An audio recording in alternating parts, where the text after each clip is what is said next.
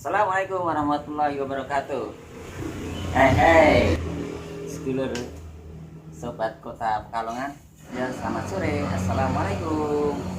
Baik, terutama pada kesempatan ini, materi ini ditujukan untuk ibu-ibu peserta Bina Keluarga Balita yang memiliki peran untuk memberikan ASI ya kepada untuk anaknya. Nah, ini kesempatan kali ini kami dari akun Facebook Penyuluh KB Pekalongan Selatan menghadirkan, nah bersama kami ini, nah ini adik saya sendiri nih, adik saya sendiri. Beliau seorang sarjana kedokteran, ya sarjana kedokterannya belum dokter ya, sebenarnya dia akan kelas. Nah, kita perkenalkan dulu, namanya adalah Ahmad. Bercanda. Oke, namanya adalah Ulul Albab. Lu lihat di mana? Saya panggilnya apa ini? Mas apa? Bang apa gimana ini? Apa ya? Enaknya apa? Enaknya apa ini, Bang? Masa sama adik dipanggil Bang ya? Apa ini manggilnya? Bebas lah. Ya? Suka kau. Apa ini panggilnya? Udah, biar enjoy saja kita panggil Mas. Bingung ya. Kalau sehari-hari manggilnya ya Dik biasa ya, tapi kalau dalam kesempatan level ini kita berbicara Mas Ulul.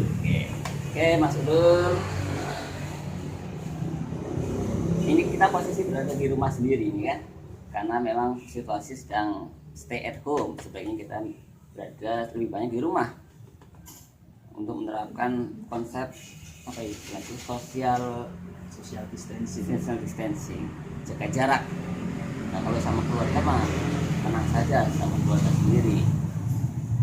Namun kita menjaga jarak dengan pergaulan di luar supaya jangan terlalu banyak di luar, kita lebih banyak di dalam rumah sendiri supaya terbangun keakraban. Nah, ini kan namanya juga Bina Keluarga Balita, juga seorang ibu harus akrab dengan anaknya, bapak harus akrab dengan anaknya. Nah, ini kesempatan baik sebenarnya di masa-masa social distancing ini untuk lebih banyak bercengkrama ya dengan keluarga. Nah, ini kita mulai saja dengan Mas Ulul untuk menyampaikan materi tentang ASI dan menyusui. Seperti apa? Kita simak dulu. Ini apa ini bahas ASI dan menyusui? Enaknya bahas apa ya? Gak tahu. Ada. Oh, diminum dulu kopinya boleh nih. Boleh. Silakan. Ya, kita minum kopi dulu. Iya.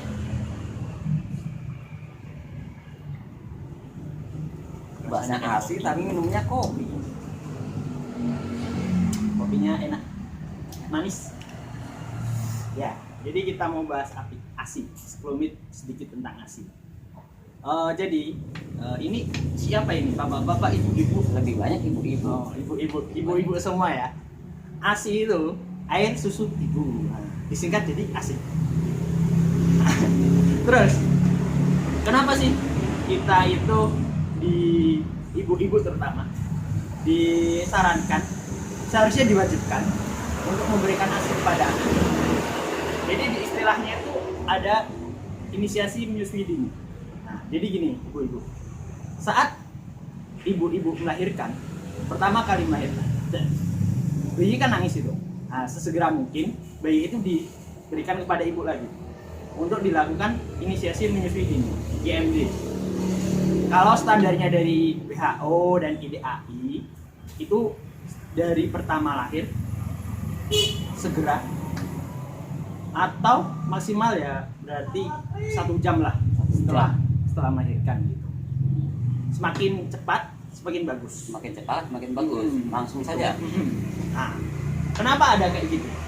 IMD, inisiasi menyusui dini. Ya, Kenapa biasa dengar bagus? sebenarnya masyarakat Kota Pekalongan Biasa mendengar kan. Manfaatnya udah tahu.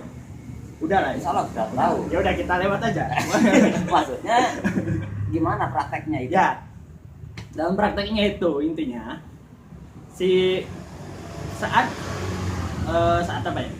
Saat ibu-ibu setelah melahirkan bayinya itu akan diberikan kepada ibu tanpa pakaian dan ditenggorapkan pada dada ibu. Itu nanti otomatis tuh mulutnya si bayi itu akan mencari puting payudara ibu secara otomatis. Dia akan melingkupi semua daerah puting payudara, dia akan menyedot dengan sendirinya. Itu Instingnya muncul ya. instingnya muncul. Gitu. Berarti kecerdasan terlatih juga. Ya, kita itu diciptakan sangat sempurna. Lahir aja udah tahu. Gitu. Wah, bagus sekali tuh. Insyaallah ibu jangan tinggal lagi begitu nanti melahirkan langsung inisiasi menyusui Ini. Ya, itu udah. Suka bercanda memang. Oke Mas Ulul. Apa? Mas Ulul ini kan alhamdulillah berkesempatan ya belajar di bidang kedokteran. Maka ayo kita bagi lagi ilmunya dong. Apa sih menyusui itu seperti apa? Oh, kedokteran mana ya? Saya kedokteran Solo. Kedokteran UNS. Universitas Negeri Gak ada 11. negerinya, gak ada Oh, nggak ada negerinya, Universitas 11 Maret. Mohon maaf, UNS, mohon maaf saya. Nanti dimarahin rektornya. Ya, saya mohon maaf, saya maaf. Oke. Nah, menyusui itu apa sih manfaatnya bagi si ibunya dan bagi anaknya? Banyak sekali manfaatnya buat ibu, buat anak, ya. Buat ibu dan anak. Jadi gini, untuk ibu kita bahas dari ibu apa dari anak dulu? Dari ibu anak? Ibu anak bisa ya? Ya kedua-duanya. Oh, Boleh dalam memang satu ada ya? keluarga. Ya. Oke deh, ibu dulu aja deh. Jadi kalau dari segi ibu, kan yang namanya ketika ibu melahirkan itu banyak sekali hormon yang akan menghasilkan ASI. Jadi kalau tidak dikeluarkan itu malah berbahaya. Bahkan dulu waktu saya kuliah disebutkan kalau tidak mau menyusui dengan lancar, dengan selesai tuntas, itu bisa meningkatkan risiko kanker payudara. Maka dari itu, ibu-ibu, kalau menyusui itu jangan cuma satu payudara. Oh, Gantian. nanti ya. Tapi nanti gantiannya gimana? Nanti kita bahas ketika saat cara menyusui gitu. Terus itu juga ketika misal pertama, gitu. Mungkin ibu-ibu sering mengalami keluar asinya dikit, sering bilang ke bidannya, Bu, kok asinya keluarnya dikit. Sering ketika ke dokter anak bilang, Dok, kok asinya dikit gitu. Itu cuma di pikiran aja atau gimana itu? Jadi gini, ada konsepnya itu semakin sering disusui, semakin sering keluar. Jadi kalau di istilah kedokteran tuh apa ya? Ketika si bagian payudara itu dirangsang oleh si dedek bayinya, itu setelah 30 menit kurang lebih setelah menyusuinya selesai, itu akan keluar hormon baru. Nah, hormonnya itu akan membuat produksi ASI tambah banyak gitu. Jadi semakin sering disusui, semakin sering keluar banyak gitu. Semakin sering disusui, semakin banyak keluar asinya. Jadi terus aja. Toh asi itu kan barang mahal tuh. Iya kan? Makanan paling mahal itu kan asi. Ya. Nggak ada pabrik mana yang bisa menciptakan asi, itu nggak ada. Dan kualitasnya pun tidak ada yang bisa menyamai atau melebihi, nggak ada. Ya, Betul betul. sekali. Nah, karena itu jangan sampai Anda lewatkan makanan paling mahal ini buat bayi Anda. Nah, itu tadi manfaat buat ibu ya. Sudah ada lagi nih manfaat buat ibu. Ada lagi. Nah, biasanya gini, ketika ibu melahirkan, perdarahan kan itu. Oh, pendarahan Tuh. Gara-gara sobek lah rahimnya atau apa gitu ya. Nah, ketika dilakukan inisiasi menyusui ini atau GMD tadi, itu bakal merangsang tubuh untuk mengeluarkan hormon lagi. Hormon yang keluar saat itu membantu kontraksi atau membantu pencegahan perdarahan itu, membantu penyembuhan perdarahan itu. Jadi bisa mengurangi perdarahan saat sehabis kelahiran. Wah, Mantap. mantap. Kalau gitu buat ibu manfaatnya banyak. Buat bayi kan orang biasanya mengenalnya kalau ASI kan ya ASI kan makanannya bayi 1, 2 supaya cerdas. Sebenarnya di luar itu apa lagi sih manfaatnya buat bayi itu? Buat bayi ya kurang lebih seperti tadi disebutin, buat cerdas, buat kesehatan bayinya, buat intinya itu perkembangan bayi sampai umur 6 bulan itu kan benar-benar dari ASI. Ya. Jadi pertumbuhan dan perkembangan bayi itu bergantung pada ASI saat itu. Gitu. Jadi dia memang sebenarnya sampai umur 6 bulan, usia 6 bulan, kan semua kebutuhan nutrisi, semua kebutuhan tubuh yang ada di bayi itu cukup dengan ASI. Cukup dengan ASI. Tidak perlu kalau di daerah meskipun kita, nangis ya cukup dengan ASI. Tapi ya kita akui sendiri dah, di kota kita, kota Pekalongan ini kan peran orang-orang tua zaman dulu masih begitu mempengaruhi nggih. Nah seperti itu ya, mohon maaf ya, tapi mudah-mudahan warga kita sudah semakin paham dan kita juga melakukan edukasi yang banyak bahwasanya 6 bulan usia bayi 0 sampai 6 bulan itu hanya butuh ASI. Butuh itu saja. Ya, betul sekali. Hanya butuh ASI. Kalau misalkan merasa ASI-nya tidak lancar, apakah ya ASI itu saja? Tidak lancar itu gini. Wah, mungkin penyebabnya macam-macam ya Mas ya? Iya. Apa tuh Mas? Ya gini, biasanya gini kan. Ya tadi kayak tadi, ASI tidak lancar itu biasanya muncul ketika kemalasan untuk menyusui juga. Kalau enggak, menyusuinya belum tuntas. Jadi gini, bisa dianalogikan gini Bu. Ketika pertama kali menyusui, nah, awal-awal nih, misal di bayi udara kanan, itu yang keluar cair, cair tuh. Itu biasanya menghilangkan haus. Nah, maka dari itu ketika awal-awal si bayi kan waktu nangis nih biasanya haus, disusui dulu. Nah nanti dia bakal diem, tapi dia itu nggak akan melepas dulu sebenarnya. Nanti setelah si cairan itu habis, nanti akan keluar bagian kedua yang agak kental. Nah itu yang bikin kenyang ibu. Nah biasanya kalau kalau merasa agak kurang banyak asinya atau tetap di ASI ternyata adiknya itu kurang berkembang, Suara kereta lewat. Oh sudah, alhamdulillah kereta sudah lewat. Mudah-mudahan suara tidak terganggu. Kita lanjutkan ya Mas Gunun ya. Tadi ada ASI yang masih bentuk lebih cair, sama kemudian jadi lebih kental. Lebih kental itu supaya lebih kental itu bagi bayi merasanya lebih kenyang gitu ya. Berarti artinya ketika belum sampai ke rasa yang lebih kental, sebenarnya bayi belum kenyang. Belum. Ya? Oh, itu kalau ini kan itu ada masalah kan? Ya, nanti biasanya permasalahan muncul itu si bayi itu tumbuh kembangnya agak terganggu. Jadi dia bisa lebih kurus. Kan kalau biasanya ibu-ibu ke bidan, ke posyandu itu kan ada namanya KIR, kesehatan ibu anak. Di situ kan ada grafik-grafik tuh. Ada tuh, Kota Pekalongan punya. Ya, Kota Pekalongan punya. harusnya juga punya. ya. Nah, insya Allah punya. Kalau nggak punya nanti bisa masalah itu. Nah, insya Allah punya. Masyarakat sudah sadar nggak Ya. ibu-ibu nggak? Buku KIR itu penting. Ya. Di setiap kontrol di bawah. Bawah gitu. iya. Kan ada warna-warna itu kan. Iya, iya. Hijau, kuning, merah gitu lah. Iya. Kalau misal nanti berubahnya di bawah grafik yang normal, nah itu biasanya disebabkan karena itu. Selain nanti mungkin ada penyebab lain, misal benar-benar adiknya itu sakit gitu. Tapi penyebab paling sering itu karena memang menyusuinya kurang benar, kurang tuntas.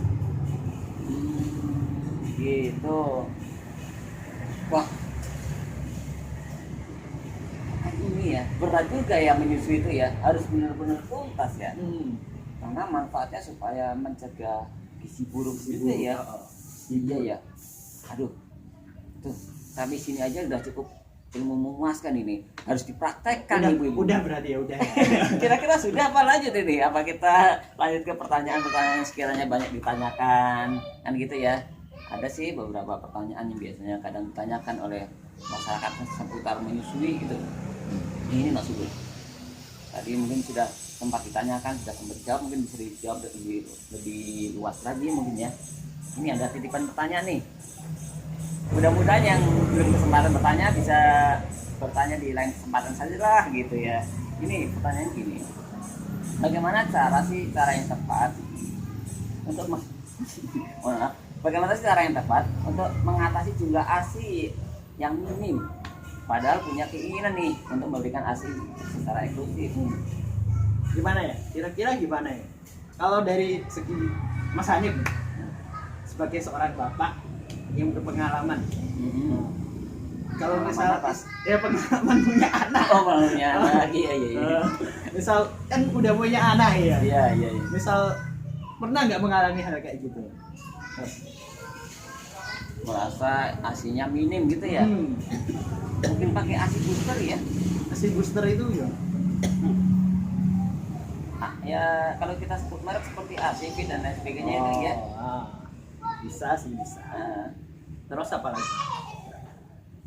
Nah ini apa? Ini kesempatan ini. Moga Mas Ulul bagi pengalaman, bagi ilmunya yang kita. Bagi pengalaman.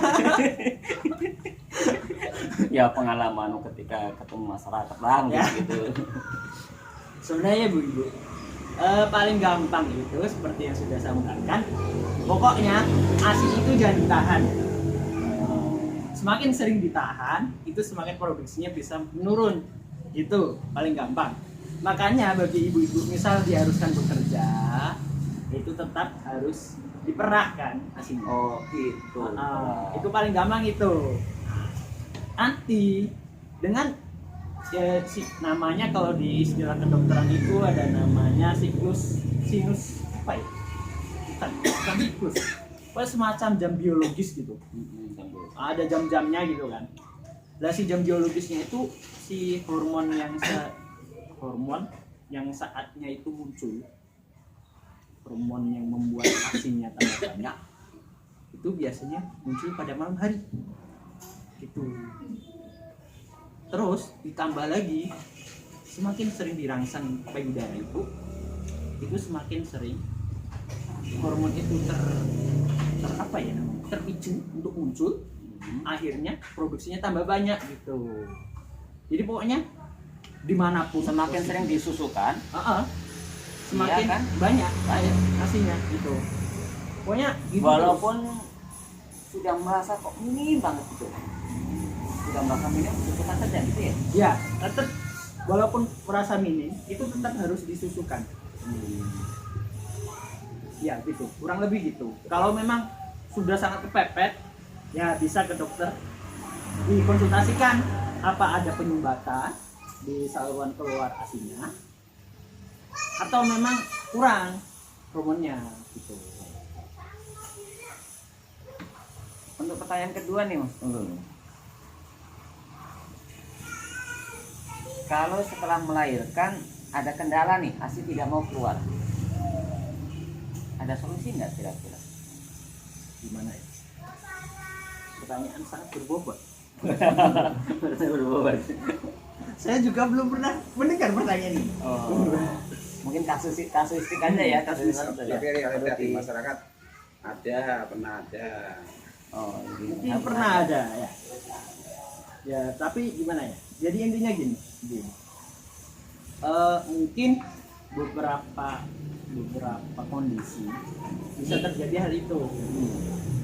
Dia tidak bisa menyusui saat awal, maksudnya tidak keluar gitu. Tapi sebenarnya gimana ya? Mungkin dari Mas Andi sebagai yang udah berpengalaman, Ini juga pertanyaan berbobot banget ini. mungkin ada nggak? Gimana? Saya mohon maaf ini untuk pertanyaan ini mungkin belum bisa dijawab dengan memuaskan ya. Iya. Kita lanjut ke pertanyaan berikutnya, yang ketiga ya. Tapi sambil minum kopi dulu, tenang aja. Ya, bismillahirrahmanirrahim.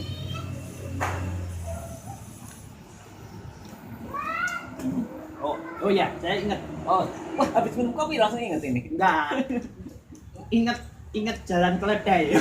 Jangan keledai, gimana itu? Gini.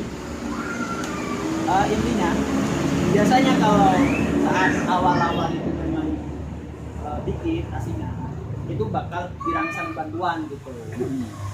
Pencet diurut itu biasanya. Tapi itu nggak pasti, tergantung nanti dokter yang menangani gimana. Solusinya mungkin sesuai dengan kondisi yang ada saat itu ya. Iya. Oke. Itu berarti tetap harus konsultasi ke dokter. Apalagi ya habis melahirkan kan masih dalam pengawasan dokter, jadi jangan khawatir ya. Oke ibu-ibu, ini pertanyaan ketiga. Ini mas dulu nih.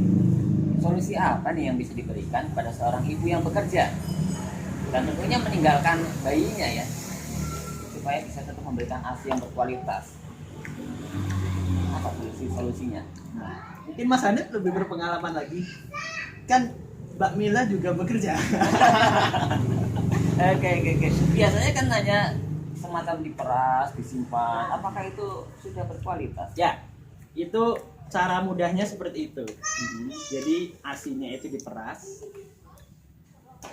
Biasanya ada jam-jam tertentu ya untuk meras ya. Maksudnya berapa jam sekali gitu kan. Itu diperas, nanti disimpan di botol kaca. Nah, di botol kaca nanti ditutup kan biasanya. Ditutup ya. Tapi jangan diisi penuh Oh, jangan penuh, kemudian disimpan di freezer. freezer. Bukan di lemari es biasa? Enggak, di Harus freezer. di freezer. Oke. Lebih bagus di freezer. Lebih bagus di freezer, itu seperti itu. Bisa Alasannya berapa lama tidak ini? boleh penuh. Hah? Rasanya tidak boleh penuh apa? Kenapa tidak boleh penuh? Nah, kenapa itu? Gampang alasannya. Kalau penuh nanti pecah ketika dipanasin. Itu doang. Sebenarnya nggak ada pengaruh ke asinnya. Ada hasilnya, tenang saja. Gitu. Oke, mungkin ini ada pertanyaan terakhir nih Mas Nurul pada kesempatan sore ini. Ya sangat menarik ya. Sore-sore kita bayangin harus social distancing, harus kerja dari rumah, harus bagaimana? Atau ibu harus berdiam diri di rumah. Jangan khawatir, kita masih bisa punya aktivitas yang banyak, bisa sambil Facebookan saja. Misalkan ada video yang menarik, ada video yang bisa dipelajari. Mudah-mudahan video ini nanti bermanfaat buat kita bersama warga Kota Pekalongan, khususnya ibu-ibu peserta bina keluarga balita yang sedang berjuang untuk masa depan anaknya, seperti itu. Ini pertanyaan terakhir saja Mas Nurul ya. Kan sedang KB atau pingin KB. Nah, KB itu udah ada yang KB hormonal juga kan. Sementara tadi Mas Nurul tadi juga cerita kan, ASI jam biologisnya ada hormon tertentu, kemudian ada hormon lagi disebutkan.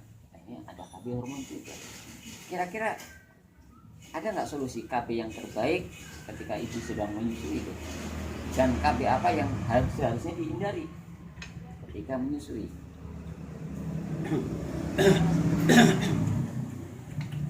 Mantap pertanyaan tentang KB. Penyuluh KB lebih ahli. Jadi kalau sepengalaman saya, sebelajarnya saya waktu kuliah, sebenarnya dengan ibu menyusui 2 tahun penuh itu membantu KB. Masih ada istilah KB alami. Itu penjelasannya gimana, Mas? KB mal itu KB untuk 6 bulan. Gimana itu, Mas?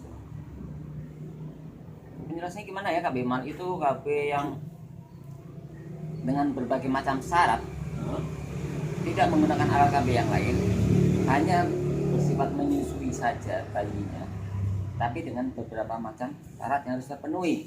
Kalau syarat-syarat ini tidak terpenuhi, maka otomatis mal ini akan gagal, tidak lagi dianggap sebagai KB. Mal itu syaratnya MAL. Nah, syarat-syaratnya adalah yang pertama harus diberikan ASI itu kapanpun bayi itu minta.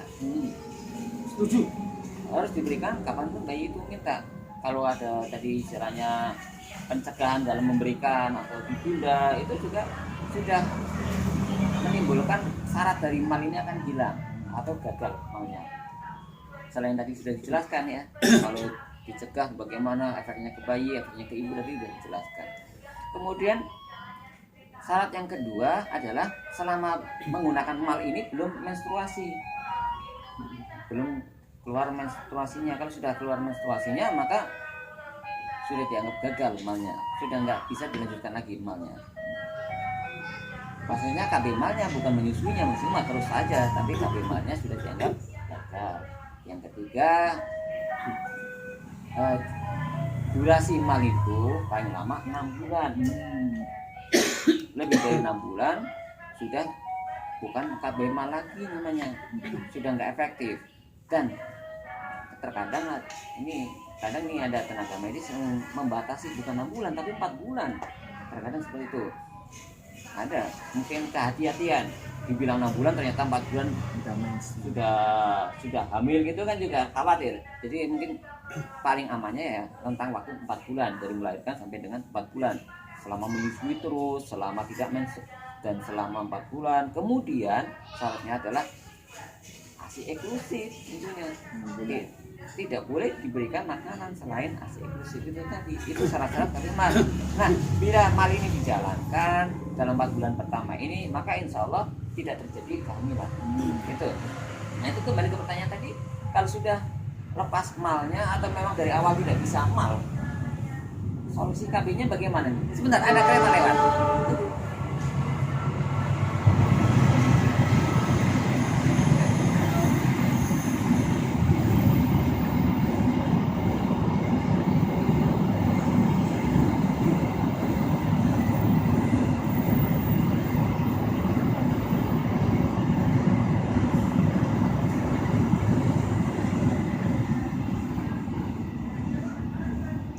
Udah dijawab kan? Solusinya tuh intinya saat gini kan KB ada macam-macam tuh. Ada hormonal, ada mekanik, ada yang alami, terus ada yang ya itulah banyak lah. Biasa udah ibu-ibu biasanya udah paham gitu. Intinya saat menyusui itu hindarilah KB yang menggunakan hormonal, yang mempengaruhi hormonal. Itulah itu jenisnya implan mungkin. Implan mempengaruhi hormonal nggak? Implan gimana? Implan mempengaruhi hormonal nggak? Mengandung hormonal. Iya, dia terbuat dari hormonal. Iya. Terus mungkin PKB kan itu jelas mengandung hormonal. Itu dihindari karena takutnya itu mempengaruhi hormon yang menghasilkan ASI. Kan yang namanya perempuan itu kan siklus hormonnya sangat fluktuatif, makanya ada siklus menstruasi dan lain sebagainya. Nah, itu siklus menstruasi itu mempengaruhi produksi si ASI secara tidak langsung. Nah, takutnya dengan siklusnya terganggu gara-gara itu pil KB atau KB yang hormonal itu mempengaruhi produksi ASI, bisa mengurangi produksi ASI. Bisa mengaruhi produksi ASI kalau menggunakan yang hormonal. Ada pengecualian hormonal tertentu? Ada nggak ya? Kira-kira ada nggak mas? Biasanya sih di buku-buku KB itu ada pengecualiannya seperti hormon implan. Karena sistem cara kerjanya berbeda sih dengan hormon suntik ya. Kalau suntik itu kan sekali suntik hormonnya masuk untuk dalam tubuh untuk jangka waktu 1 bulan atau 3 bulan. Tapi kalau implan dia akan dilepaskan hormonnya secara perlahan-lahan. Bisa ya. Apakah itu konsep pelepasan hormon secara perlahan itu juga ada manfaatnya buat ASI atau tidak? Kalau dari kata dokter senior itu dari pernah yang saya baca ya, intinya apa ya? Intinya gini, saat awal melahirkan usia 6 bulan beberapa minggu itu dihindari dulu dengan KB yang hormonal tertentu. Terus setelah itu bisa ya pakai yang disebutin Mas Andi tadi. Berarti ada deh KB yang tidak pakai hormonal kan, ada kan ya? Banyak kan? Seperti mekanik itu tadi. Mekanik apa sih kok? Mungkin baru dengar ya ibu-ibu ya KB mekanik itu Pak. Enggak tuh maksudnya KB yang gimana? Yang IUD itu ya? IUD, alat translasi dalam rahim. Itu istilah medisnya ada yang menyebutkan dengan metode mekanik gitu aja. Jangan bingung, KB mekanik itu apa? IUD. Kenapa kok IUD itu lebih aman? Aman untuk menyusui itu tadi. Oh, karena dia jelas tidak mengurus hormon. Karena tidak mengandung hormon ya. Jadi tidak ada kaitannya dengan ASI dan menyusui. Ya? Cuma nanti waktu pemasangan disesuaikan dulu sama kan penyembuhan rahim kan ada siklusnya juga kan. Setelah melahirkan. Nah, nanti konsultasikan dulu ke bidan sama ke dokternya. Terkait udah boleh nggak dipasang IUD gitu. Oke. Itu ibu-ibu yang berbahagia pada kesempatan sore hari ini. cukuplah kita belajar segini dulu, mudah-mudahan menjadi pengisi waktu yang membahagiakan. Mudah-mudahan ini bisa membahagiakan, mengisi waktu sore Anda sehingga ada manfaatnya. Kemudian kalau ada hal yang baik bisa digunakan. Dari kami berdua ini, saya penyuluh KB, nama saya Hanif, kemudian adik saya ini yang juga sebagai narasumber, kebetulan sarjana kedokteran UNS, Pengangguran.